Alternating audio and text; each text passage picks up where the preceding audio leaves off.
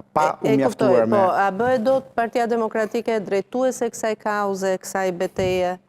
PD-ja, kujtojmë që është një kod zgjedhor. Nuk duan të hymë në teknikalitet, ka firmosur për këtë kod zgjedhor, I cili është në fuqi. Shiko, është tjetër gjë kodi dhe tjetër gjë... Dhe prodhoi kodi dhe kodi ndihmoi pak, sepse me një vot popullore më të vogël se sa 2021, Partia Socialiste ka prodhuar shumë mandate.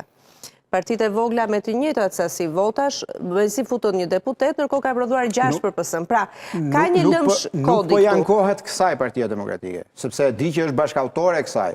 Sepse kur e bën me PS-n, se cili mendoj për vete. Qartë. Për këtë farsën elektorale, patronazhisti, DHL-ja, të gjitha këto që po bën. Ajo që quhet apo pretendohet si farsë elektorale nga Partia Demokratike është pikërisht angazhimi I të tërë makinerisë së pushtetit dhe të shtetit në orientimin e votës dhe në devijimin e demokracisë. Kjo është thelbësore. E udhëheq do të këtë kauzë është Partia Demokratike bindse që të tërheq pas edhe partitë e reja, të cilat janë parlament, të bëhet një blok parlamentar përballë disa kërkesave të caktuara?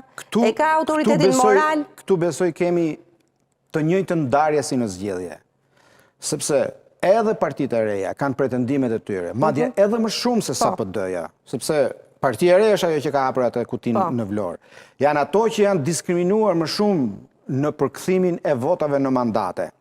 Por deri tani, këto parti nuk e kanë bashkuar zërin me Partinë Demokratike, ashtu si kundër dje në zgjedhje nuk bashkuan votën për ta unifikuar opozitarizmin dhe zërin e përgjithshëm antiqeveritar, edhe sot nuk po I bashkohen akuzave apo kauzës për të bërë transparencë mbi zgjedhjet apo për të dënuar atë që gjithë e pranojnë.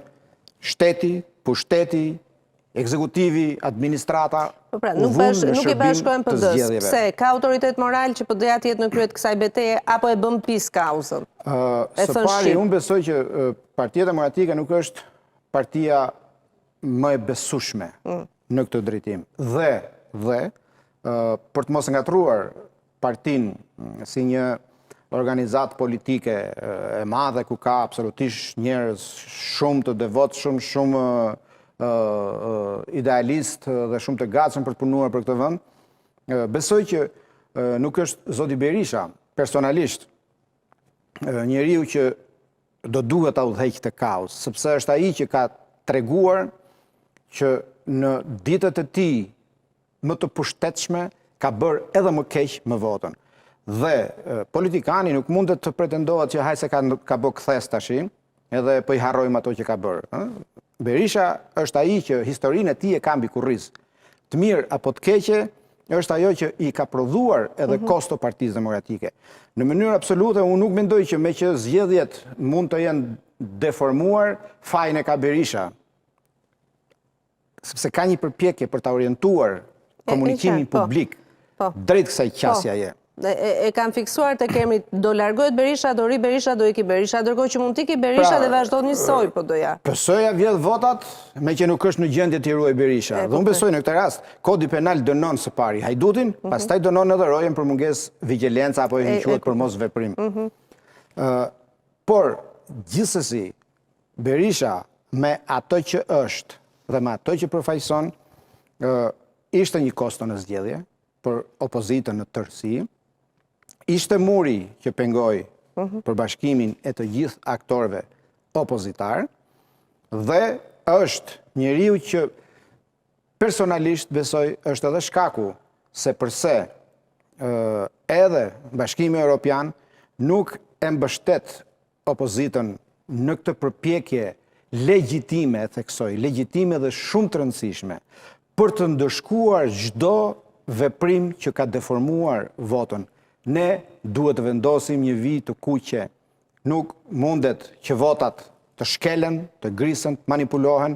Ka prova. Unë personalisht kam parë prova që një vot është dhënë për një person, firmosën nga I njëjti person 10-15 vota më shumë. Ilustrojmë ndërkohë që ato që quhen si prova të manipulimit të votës. Se sa këto përbëjnë fakte për t'i përmbysur zgjedhjet, kjo është tjetër gjë, unë nuk besoj.